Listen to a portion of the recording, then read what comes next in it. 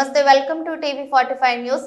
వన్య ప్రాణులను కాపాడటం అందరి బాధ్యత. వన్య ప్రాణులకు హాని తలపెడితే జైలుకు పంపాల్సి వస్తుందని మదనపల్లె అటవీ శాఖ సబ్ డిఎఫ్ఓ శ్రీనివాస్ తెలిపారు.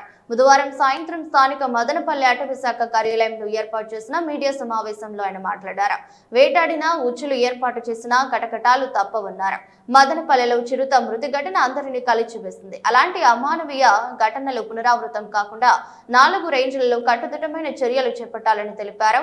అటవీ లోపల బయట ఉన్న నీటి శలాలు, వాగులు, వంకల వద్ద ఎవరైనా వేటగాళ్లు ఉచ్చులు బిగించారా లేదా అనే పర్యవేక్షణకై ప్రత్యేక బృందాల ద్వారా తనిఖీలు చేపట్టడం జరిగిందని చెప్పారు.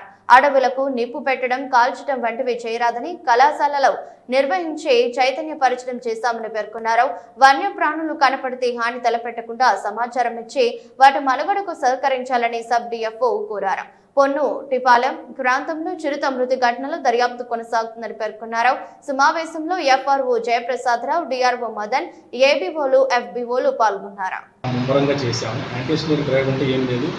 అడవి లోపల కానీ అడవి బయట అంటే రిజర్వ్ ఫారెస్ట్ బయట కుంటలు, వాగులు, వంకలు ఎటువంటివి ఉన్నా కూడా వాటి చుట్టుపక్కలంతా తరువుగా వెరిఫై చేయించాం. ఎక్కడైనా ఉచ్చులు కానీ, వలలు కానీ, లేదంటే వేటకు సంబంధించిన సామాగ్రి కానీ ఏదైనా దొరుకుతుందా ఏమని చెప్పి ఒక మా మదనపల్లి సబ్ డివిజన్ పరిధిరే కాకుండా ఎంటైర్ అన్నమయ్య డిస్టిక్లో ప్రతి రేంజ్లో ఉన్న 8 రేంజుల్లోనూ ఈ యాంటీ స్నేర్ డ్రైవ్ అన్నది కండక్ట్ చేయడం జరిగింది. ప్రతి beat officer, section officer, deputy range ఆఫీసర్లు వాళ్ళ పరిధిలో వాళ్ళు తీవ్రంగా శ్రమించి మొత్తం ఫారెస్ట్లో ఉన్న అన్ని కుంటల్ని, వాగుల్ని, వంకల్ని వెరిఫై చేశారు. ఫారెస్ట్ బయట దగ్గర ఒక 1/2 కిలోమీటరు లేదంటే 1 కిలోమీటర్ వరకు కూడా ఉన్న వాగులు, వంకలు ఏవైతే వాటి అన్నింటినీ కూడా తరువుగా చెక్ చేయడం జరిగింది. ఎక్కడే కానీ ఎటువంటి మెటీరియల్ ఏం దొరకలేదు. ఎందుకంటే మన ఫైర్ సీజన్ డిసెంబర్ ఎండింగ్ నుంచి స్టార్ట్ అవుతుంది రాయలసీమలో. అట్లాంటిది మనం జనవరి 2-3 తారీఖుల నుంచి మొన్న మార్చి 31 వరకు కూడా ఉధృతంగా ఎక్కడ వైల్డ్ లైఫ్ ప్రొటెక్షన్ మీద, తర్వాత ఫైర్ ప్రివెన్షన్ మీద, ఫైర్ ప్రివెన్షన్ మేనేజ్మెంట్ మీద మనం ఎక్కడికెక్కడ కళాజాతలు చేసాం, అవేర్నెస్ ప్రోగ్రాములు చేసాం. ఫ్రింజ్ విలేజెస్లో, అటవీ పరిసర గ్రామ ప్రాంతాల్లో దాదాపుగా మన సబ్ డివిజన్లో మరి దీంట్లో మన మదనపల్లి రేంజ్లో ఒక 50 ప్రోగ్రాముల దాకా చేసాం. సబ్ డివిజన్ పరిధిలో దాదాపు 200 దాకా ప్రోగ్రాములు చేసాం. అంటే 4 రేంజెస్ ఉన్నాయి మన సబ్ డివిజన్లో. సానిపాయ, రాయచోటి, పీలేరు మరియు మదనపల్లి. దీనిలో దాదాపు 200-250 దాకా ప్రోగ్రాములు చేశాము.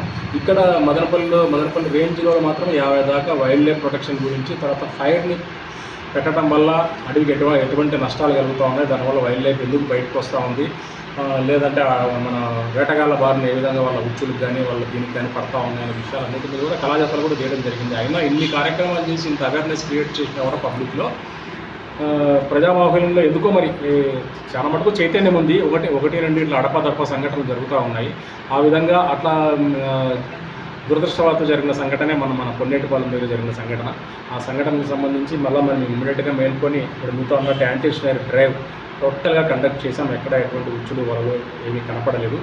ఎక్కడ వేటగాళ్ళ అనుభవాలు కూడా కనపడలేదు. అది కూడా కేవలం మీ సహకారంతో. ఎందుకంటే మేము అది జరిగిన ఇమ్మీడియట్గా మీ అందరి సహాయ సహకారాలతో, ఇంటెలిజెన్స్ నెట్వర్క్తో ముద్దాయిల్ని మా రేంజ్ ఆఫీసర్ గారు వారి ఆధ్వర్యంలో పట్టుకోవటము, వాళ్ళని రిమాండ్ చేయడం కూడా జరిగింది. దీంతో పబ్లిక్లో కూడా ఒక మెసేజ్ వెళ్ళింది. అంటే ఎలక్ట్రానిక్ మీడియా ద్వారా కావచ్చు, డిపార్ట్మెంట్ వాళ్ళు యాక్టివ్గా ఉన్నారనే ఒక ఉద్దేశం మీ ద్వారా ప్రజల్లోకి వెళ్ళింది కాబట్టి కొంచెం తగ్గిందని అనుకుంటాము. అయినా ఈ కార్యక్రమం ఏదైతే ఉందో అది బృహత్తరమైన కార్యక్రమం. ఈ కార్యక్రమాన్ని మేము ముందు కూడా ముందుకు తీసుకొని పోవాలని ఒక ప్రకటనతో ఉన్నాము. అంతేకాకుండా మాకు ఇంకా ఏమేమైతే లోటుపాట్లు ఉన్నాయి, లోటుపాట్లు ఇన్ ద సెన్స్ మాకు కావాల్సిన ఎక్విప్మెంట్ వాటి గురించి కూడా ఉన్నతాధికారులకు ఇమ్మీడియట్గా 2 రోజుల క్రితమే నివేదికలు పంపడం జరిగింది. అవన్నీ కూడా మేము తెప్పించుకొని ఇంకొంచెము మేము మా ఉద్యోగ బాధ్యత పట్ల మేము పునర్గతమవుతామని తెలియజేస్తూ మీ ద్వారా ప్రజలకి నేను సవినయంగా విన్నవించేది ఏంటంటే, దయచేసి ఎక్కడైనా వైల్డ్ లైఫ్ కనుక కనిపించిందంటే అది రైట్ ఫ్రమ్ అడవి పంది కావచ్చు, లేదంటే జింకలు కావచ్చు, కృష్ణ జింక కావచ్చు, స్పాటెడ్ డీర్ కావచ్చు, చిరుతపులి కావచ్చు, ఇట్లాంటివి మనకు వైల్డ్ లైఫ్ అనేది ఈ మధ్య ఈ ఫైర్ సీజన్లో లేదంటే ఎండ ఎక్కువ అవటం వల్ల లోపల వాటర్ బాడీస్ ఎండిపోవడం వల్ల బయటకు వస్తాయి. కాబట్టి ఏమన్నా ఉంటే కన్నా ప్రజలు మాకు మీ ద్వారా కానీ లేదంటే డైరెక్ట్గా కానీ మాకు సంప్రదిస్తే అటువంటి వైల్డ్ లైఫ్ మేము మళ్ళా క్యాప్చర్ చేసి తీసుకెళ్ళి మరీ వాటిని మళ్ళీ అడవిలోనే రీఇంట్రడ్యూస్ చేసే కార్యక్రమాన్ని కూడా పెద్ద ఎత్తున చేపడతాము. అంతేకాకుండా ఎక్కడైనా ఇటువంటి సంఘటనలు జరిగితే దయచేసి ఎవరు చట్టాన్ని చేతుల్లోకి తీసుకోవద్దండి. మా పని మమ్మల్ని చేయనివ్వండి. చట్టాన్ని చేతుల్లోకి తీసుకోవడం వల్ల చాలా కాంప్లికేషన్స్ వస్తాయి. మన జరిగిన సంఘటనలో ఇంకా దర్యాప్తు పూర్తి కాలేదు కాబట్టి మేము ఇంకా ఇతిమిద్దంగా ఇదే అని చెప్పలేకపోతా ఉన్నాము.